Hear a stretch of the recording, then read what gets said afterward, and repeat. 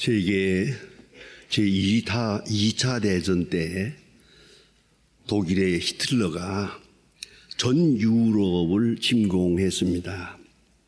각 나라에서 독일에 대한 저항 운동을 일으켰습니다. 흔히 말하기를 레지스탄스라고 합니다. 레지스탄스. 우리말로 말하면 빨치산 같은 거죠. 아무튼 이런 레지스탄스가 각 나라에서 독일의 나치에 반항을 해서 많은 나름대로 독립운동을 했더랍니다. 근데 그 중에도 가장 폴란드가 제일 큰 피해를 입었습니다. 자관 폴란드에서는 유대 사람이 300만 명이 죽었습니다. 그만큼 폴란드는 큰 피해를 입었었는데 어느 날 레지스탄스들이 나치군에게 체포가 돼가지고 그만 잘못돼서 형장으로 끌려갑니다. 트럭을 실어가지고 이제 사형장으로 끌려가는 그 순간에 거기에 있는 사람 하나가 나는 레지스탕스가 아닙니다.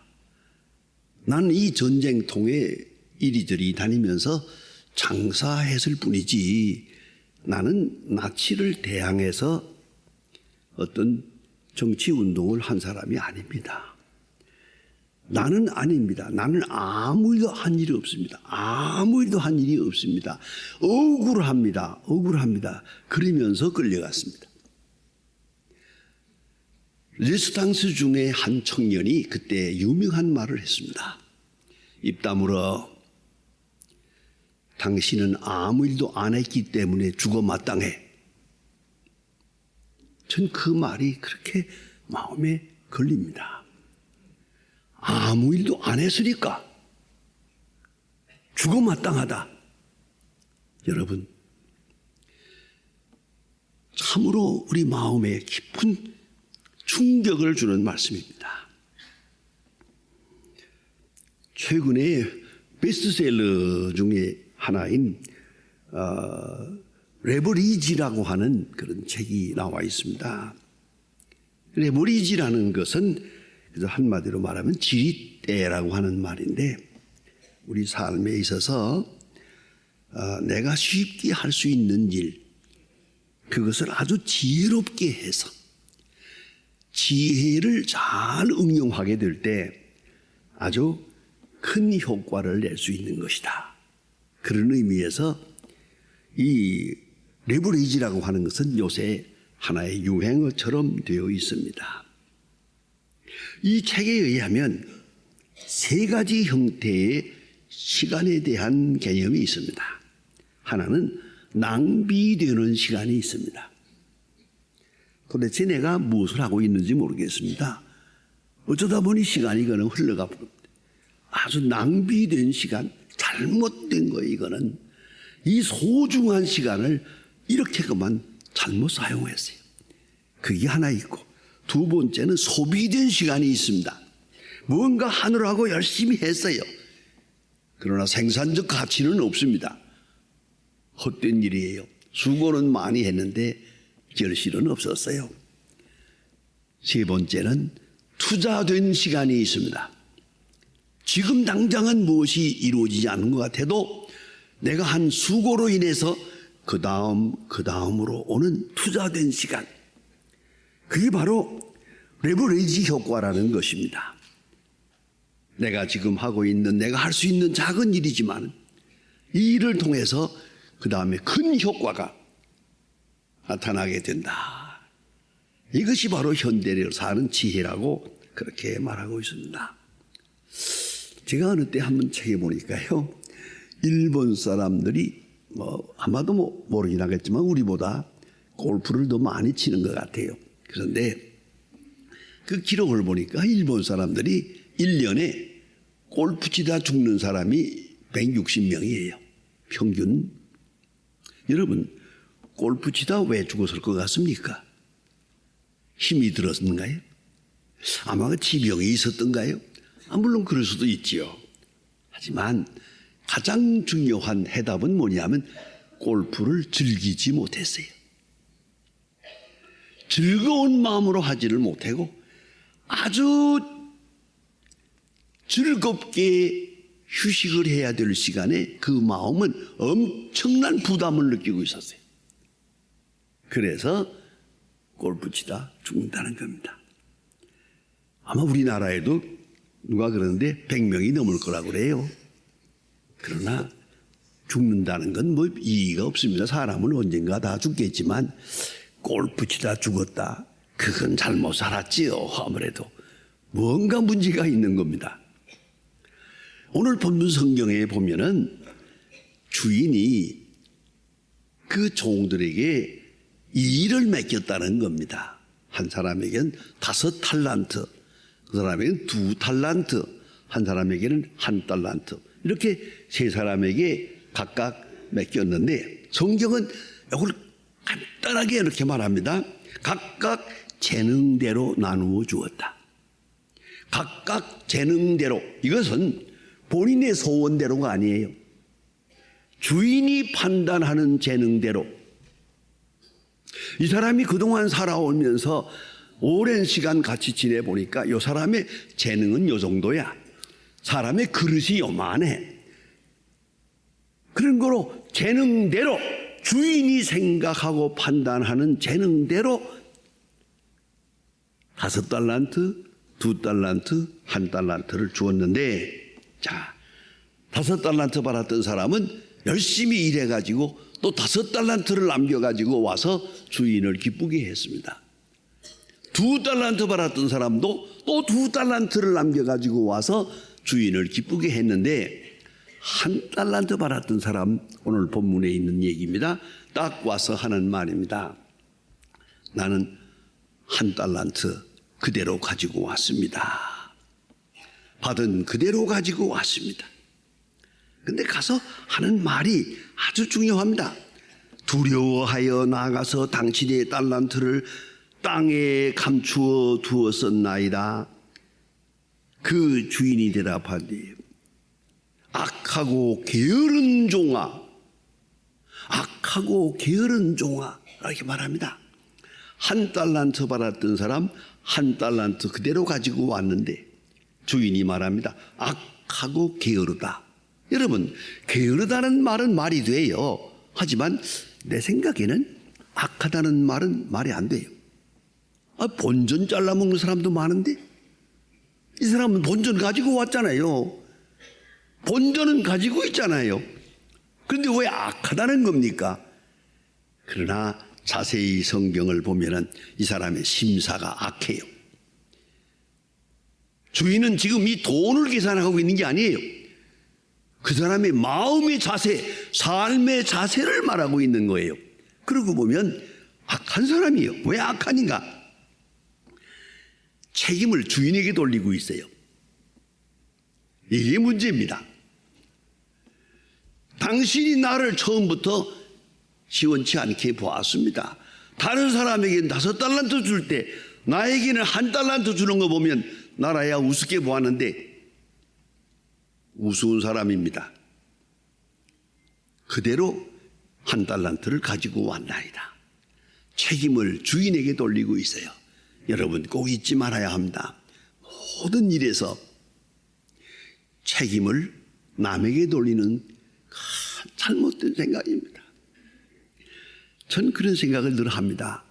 우리는 6.25를 겪었고 공산주의는 다 물러간 것처럼 보이지만 아니에요.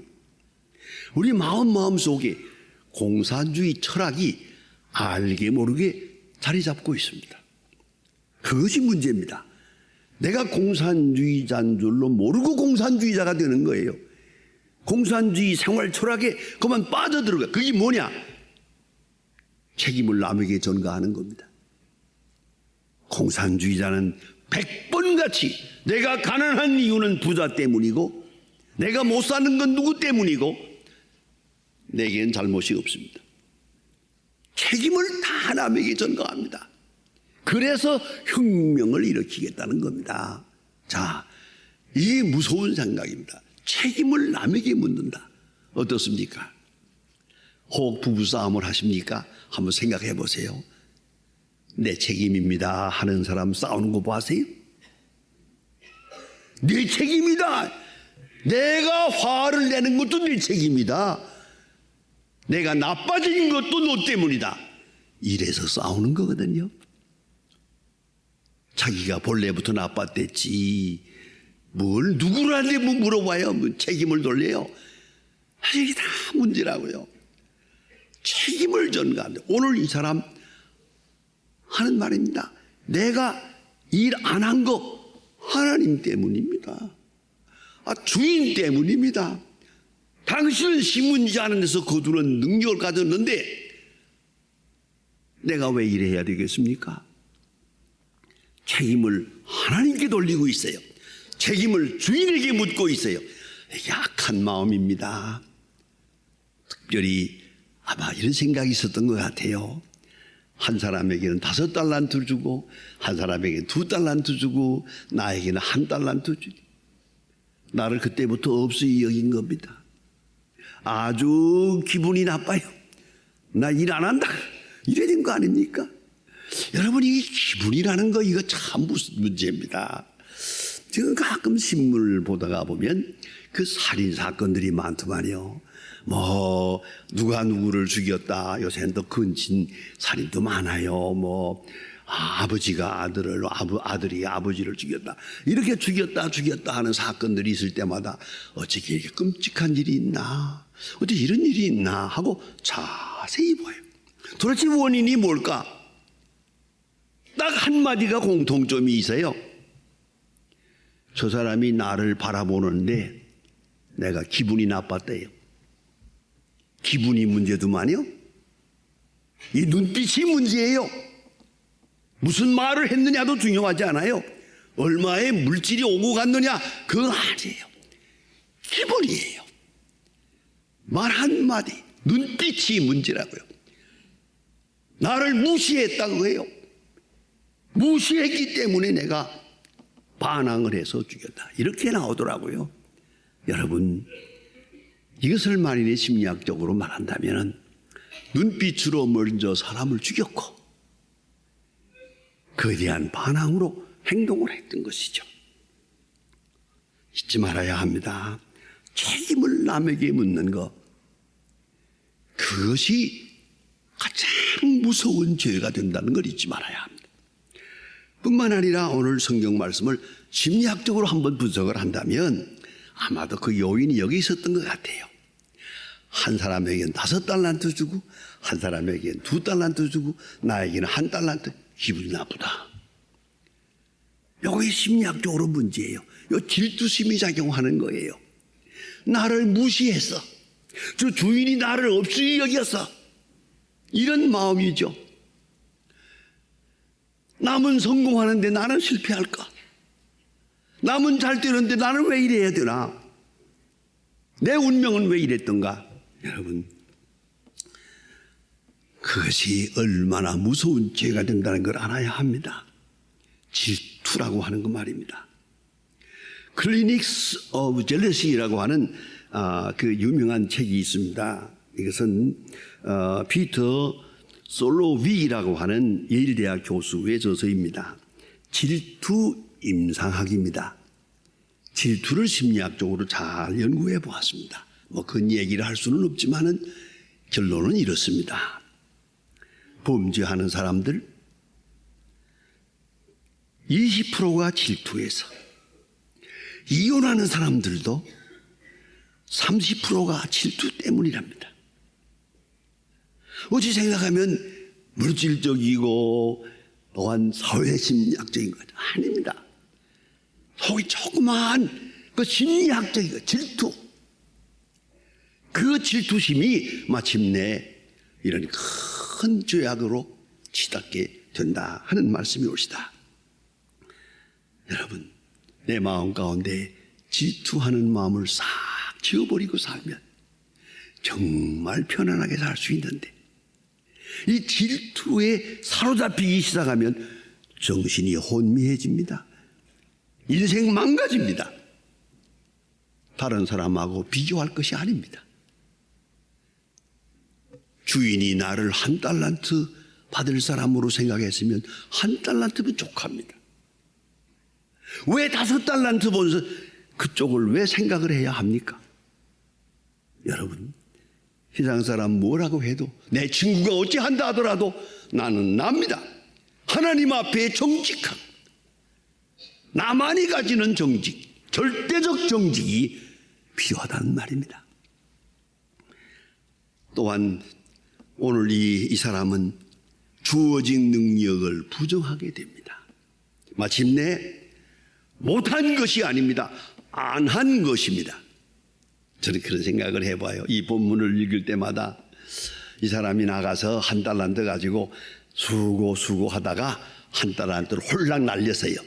그만 날려가지고 빈손으로 와서 주인이여, 주인이 나를 보실 때에도 그저 1달란트밖에 안 되는 사람으로 봤겠지만 그저 애써서 했지만은 그만 주인의 돈을 홀랑 날렸습니다. 주인이여 불쌍히 여겨주세요 했다면 어떨까? 주인은 분명히 1달란트 또 주면서 try again, 한 번 다시 해봐, 그랬을 것 같아요. 이 사람이 1달란트를 땅에 묻어놨다가 그대로 가지고 왔어요. 무슨 말입니까? 노력도 해보지 않았어요. 할 수 있는 일을 하지 아니함으로 못하게 된 거예요. 여러분 잊지 말아야 합니다. 할 수 있는 일이 얼마나 많아요. 안 하게 되면 못하게 됩니다. 마지막엔 못하게 된다는 말입니다. 그걸 잊지 말아야 합니다. 저는 소망교회에서 목회할 때 여러 가지 일을 했지만 한 번 지금 생각해봐도 잘한 일이 하나 있었습니다. 그게 뭐냐면은 저 구로동에 참 지방에서 올라온 청년들이, 노동자들이 아주 어렵게 고생하면서 사는 것을 보고 그들을 위해서 뭘 좀 도울까 하다가 노동회관을 지어주었습니다.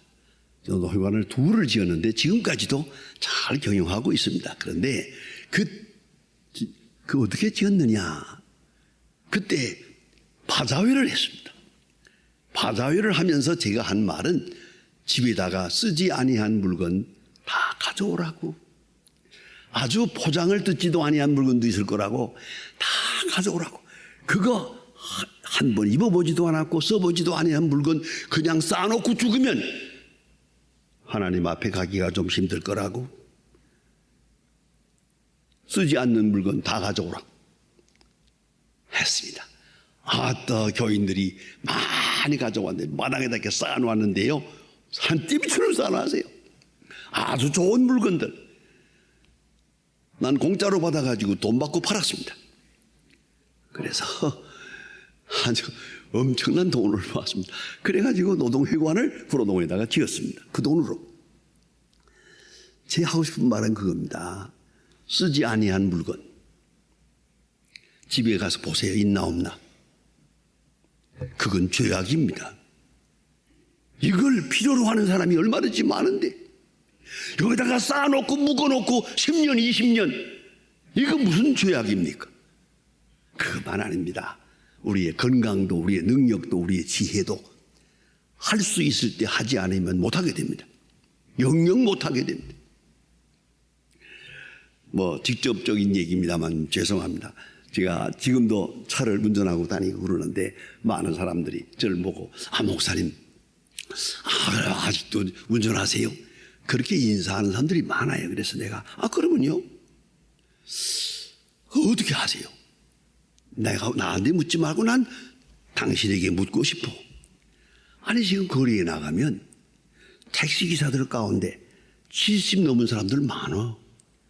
나이 많은 사람들 70 택시기사까지 하는데 왜 저 사람이 하는 걸 내가 못할까? 간단히 생각하자. 못하는 게 아니야. 안에서 못하게 된 거지. 안에서 못하게 된 거지. 못하게 된 사람 없어. 그걸 알아야 돼. 오늘도 뭐든지 그래요. 내가 안에서 못하게 된 거예요. 그야말로 1달란트를 땅에다 묻어놓은 것이에요.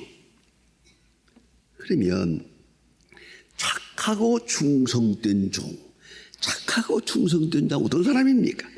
착하고 충성된 작은 일에 충성하는 사람. 이 착하고 충성되다 하는 말, 그게 바로 이 사람이 가지고 있는 소재인데 그 딱 세 마디입니다. 첫째가 집중력입니다.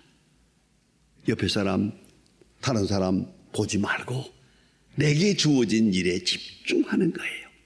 내게 맡겨진 사명에 집중하는 거예요. 두 번째는 피스티스, 충성. 피스티스라는 말은 믿음이란 말입니다. 충성을 다합니다. 최선을 다합니다. 하나님이 주신 능력을 믿습니다. 그 가능성을 믿고 행동합니다. 세 번째가 중요합니다. 행복한 마음입니다. 충성은 행복한 마음입니다. 감사하는 마음입니다.